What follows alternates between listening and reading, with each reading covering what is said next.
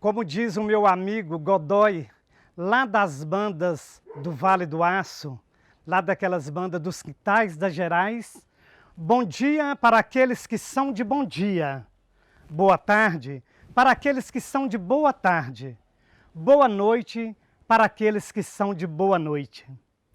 E aqui estamos, no quintal das Gerais. Falar de quintal é falar de vida, é falar de memória, de reminiscência, de infância, de pureza, é falar de mãos que burilam a terra, que trabalham a terra para colocar o alimento na mesa. E aqui onde estou, nesse quintal, bem familiar, bem próximo, bem íntimo, a gente percebe a beleza, o cuidado e o zelo.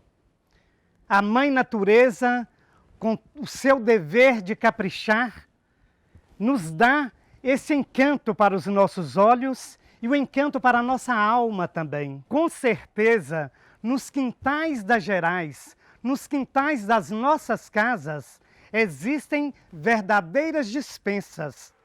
É aqui que as nossas mães, as nossas avós, os nossos ancestrais sempre deixavam a cozinha de chão batido junto com a fornalha de lenha e vinha correndo, dando um passo no quintal para colher os maços de folha de salsa, de cebolinha, de alface, de couve e de tantas ervas medicinais para fazer aqueles chás, para nos deliciarmos com as guloseimas que as nossas mães estavam fazendo. Então, uma verdadeira dispensa que é encontrada nos quintais das nossas casas, nos quintais das Gerais. E remete-nos à ancestralidade, remete à contação dos causos, à história de vida dos nossos pais. É aqui que eles labutavam o tempo para produzir alimento. E se voltarmos o nosso olhar, então vamos ver aqui goiabeiras, laranjeiras, pitangueiras, jabuticabeiras, além de ervas medicinais, as mais variadas. E a gente percebe que a beleza do sol do astro-rei vem coroar e dar vida ao colorido maravilhoso que tem aqui nesse quintal. Estamos quase nos avizinhando da estação da primavera. E mesmo antes de a primavera chegar, eis que as flores todas explodem em beleza, explodem em canção, explodem em alegria, transmitindo luz, encanto, beleza, marcando essa sabedoria plena, advinda de Deus. E para lembrar então os quintais, como eu gosto de quintais, os quintais faz essa volta no tempo, faz a gente voltar na infância, voltar nas nossas histórias, no nosso fazer. Eu vou recitar um poema que nos remete a quintais. Tempo de pardais. Era uma vez um tempo de pardais, de verdes nos quintais, faz muito tempo atrás, quando ainda havia fadas, num bonde havia um anjo para guiar, outro para dar lugar de duvidar, de admirar. Havia frutos num pomar qualquer, de se tirar do pé, no tempo em que os casais podiam mais se namorar, nos lampiões de gás, sem os ladrões atrás, tempo em que o medo se chamou jamais. Veio um marquês de uma terra já bem perdida, e era uma vez se fez dono da vida. Mandou buscar 100 dúzias de avenida para expulsar de vez as margaridas, por não ter filhos, talvez por não gostar, ou talvez por manias de mandar. Só sei que enquanto houver corações, nem mesmo 1000 ladrões podem roubar canções. E deixar estar que há de voltar o tempo dos pardais, do verde dos quintais. tempo em que o medo se chamou jamais. E aqui conosco as andorinhas pairam, as borboletas, os pardais sentem a beleza da brisa, a sinfonia do ar, que Deus está a contemplar nesse quintal, quintal das Gerais, quintal de Itamarandiba, essa terra promissora, essa terra do Vale das Gerais. E aí, criançada, tudo bem com vocês? Espero que sim. É um prazer ter todos vocês aqui na nossa casa para nós ouvirmos a contação de história. Há pouco tempo estivemos passeando pelos quintais, os quintais que nos remetem a histórias de crianças, a histórias da criação dos nossos pais, dos nossos ancestrais, o quintal que nos remete à história de vida dos nossos avós. Espero que vocês tenham gostado de ter feito esse passeio, um passeio pelo meio ambiente, onde tivemos a presença dos pardais, das abelhas, os pássaros silvestres, brincando na natureza. E estamos aqui, então, dando continuidade ao nosso dia. E vamos, então, ouvir uma outra história, uma história muito bonita, a famosa história da abelha e do rei Salomão. Quem é tão grandioso a ponto de não precisar de ajuda? E quem é tão pequeno a ponto de não ter como dar ajuda? O rei Salomão e a abelha. Um dia, uma abelha entrou voando no quarto do rei Salomão. Zzz, os guardas queriam que a abelha não picasse o rei, então tentaram matá-la para impedir que ela chegasse perto dele. Mas ela conseguiu voar, chegou pertinho da orelha do rei e sussurrou baixinho: ó rei, deixe-me viver hoje, eu poderei servi-lo amanhã.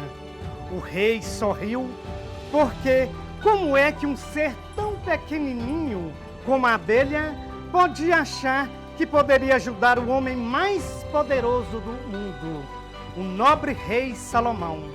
Mas ele aceitou aquele pedido da abelha e deixou a abelha partir para longe, para os jardins, para a natureza. Muitos dias se passaram e a rainha de Sabá, poderosa, veio fazer uma visita ao rei Salomão.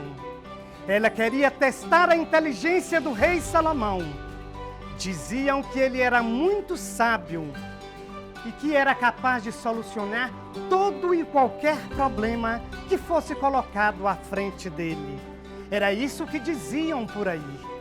Então, a rainha de Sabá propôs muitas adivinhas ao rei Salomão. E acreditem, crianças, ele acertou todas as perguntas e adivinhas com muita facilidade. Não teve dúvida alguma.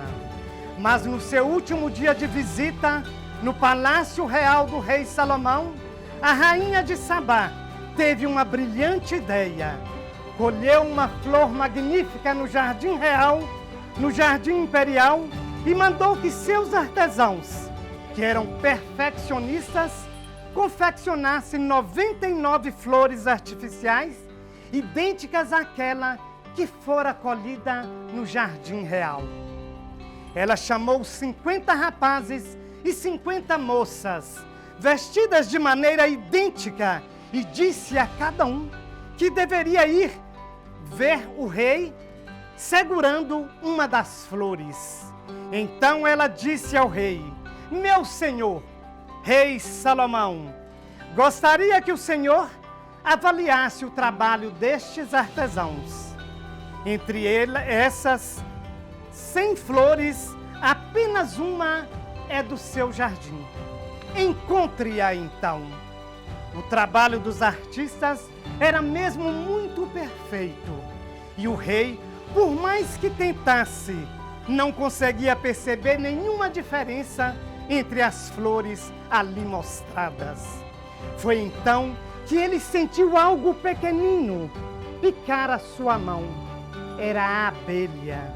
Ela voou sobre as flores e pousou na única flor que tinha néctar dentro de si. O rei compreendeu, pegou a flor real e levou até a rainha de Sabá. A rainha ficou desapontada com tamanha sabedoria do rei e teve que concordar que o rei, de fato, era muito sábio, muito inteligente. E o rei Salomão pensou então: ninguém é tão grandioso a ponto de não precisar da ajuda e nem tão pequeno a ponto de não ter como dá-la. Às vezes, a ajuda pode chegar de lugares pequenos, de onde a gente menos espera. Em tempos desafiadores, crianças, que a gente esteja preparado para dar e receber ajuda. Esta é a famosa história do rei Salomão, o rei mais sábio do mundo, e da abelha. Vejam e tirem a conclusão desse momento de história para cada um de vocês. Pois bem, continuamos agora com uma nova história, a história do flautista mágico.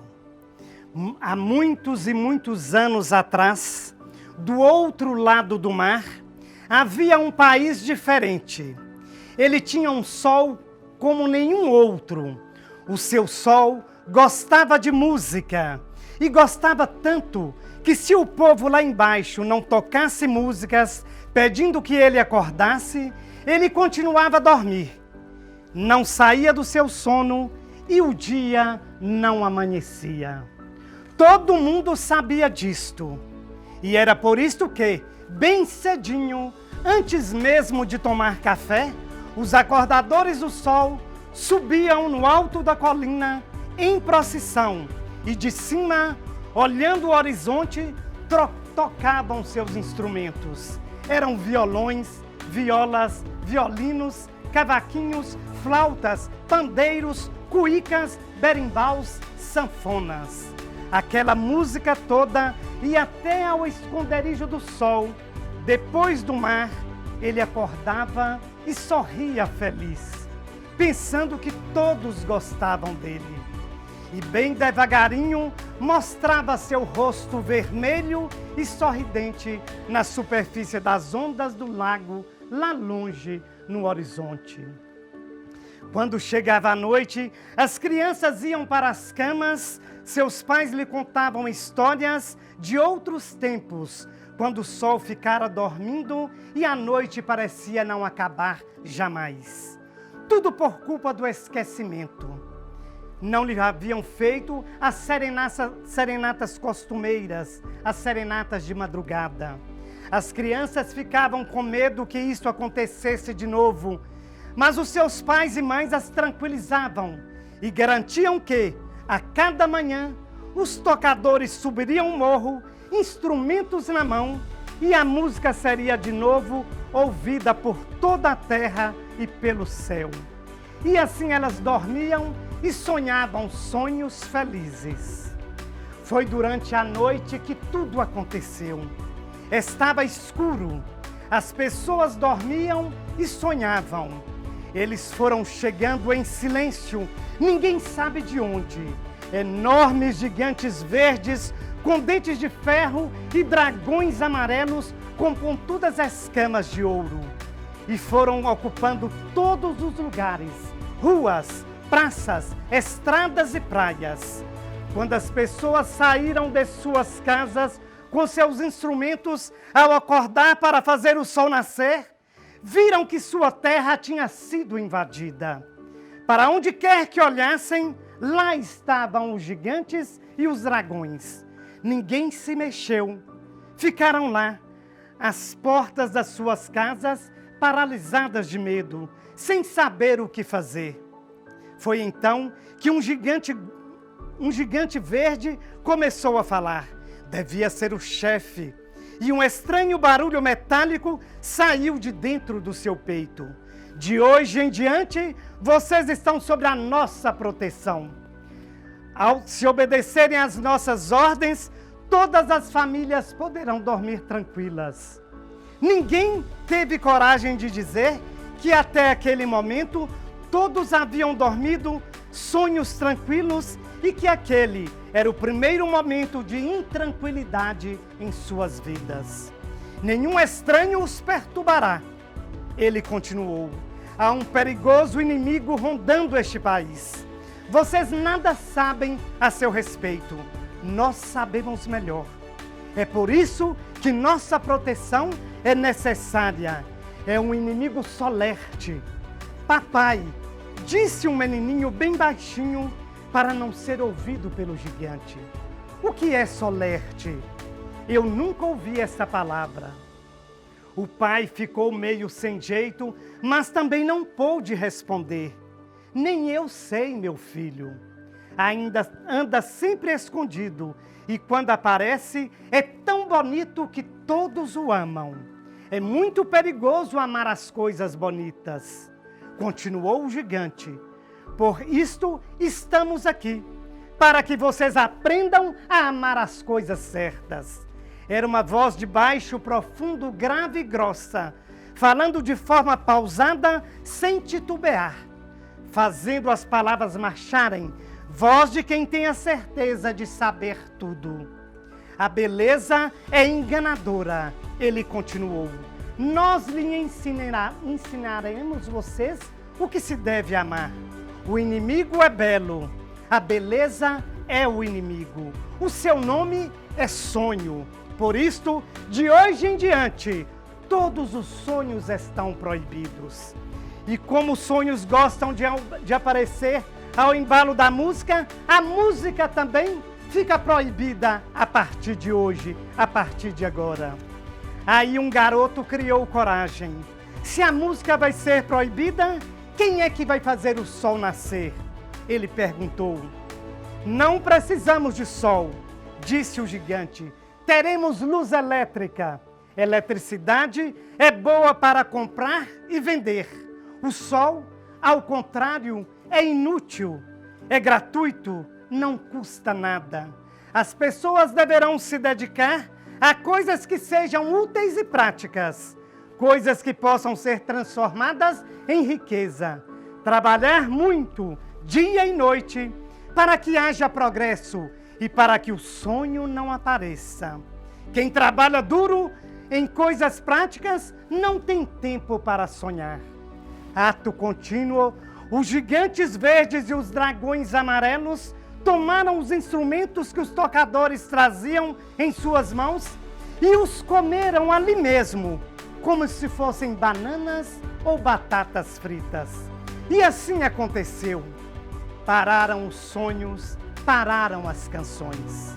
Só restava às pessoas o trabalho para encher o vazio do tempo, para espantar a tristeza, para esquecerem do medo. Nem sequer conversavam sobre os seus sonhos de outros tempos, nem mesmo quando não havia gigantes ou dragões por perto. Falavam de outras coisas, cadernetas de poupanças, negócios, carros novos, as casas que estavam construindo, as contas que tinham para pagar. E imaginavam que as cadernetas de poupança dos seus filhos seriam maiores que as suas, e nos negócios ganhariam mais dinheiro, e os seus carros seriam mais velozes, suas casas mais modernas. E concluíam, serão muito mais felizes do que nós. O sol nunca mais apareceu, mas, em compensação, assim diziam os gigantes, havia energia elétrica de sobra, e todos podiam tomar banho de lâmpada, pois banho de sol é que não havia. E a escuridão não terminava nunca. As pessoas, trancadas dentro de suas casas, estava sempre frio, e já pela manhã, as lâmpadas tinham de ser acesas, e havia frio e escuridão por dentro das pessoas, pois era lá que os sonhos e haviam sido enterradas dentro das pessoas. Alguns se lembravam do fundo de suas camas, falando bem baixinho dos tempos em que subiam ao morro para fazer o sol a nascer, bloco de carnaval, e cantavam os seus sonhos lindos nas canções que haviam inventado para chamar o dia. Até que aconteceu aquilo que ninguém esperava. Sem que ninguém soubesse explicar como, desceu das montanhas um homenzinho com uma flauta na mão. Quando viram, todos ficaram com muito medo, porque os instrumentos de música haviam sido proibidos há muito tempo. Aquele homem estranho, com certeza, era o tal de sonho que os gigantes verdes e os dragões amarelos queriam destruir. E trataram de se esconder em suas casas para ver o que iria acontecer. O homenzinho, que parecia nada temer, foi caminhando até um gigante verde que afiava sua espada, assentada em uma pedra.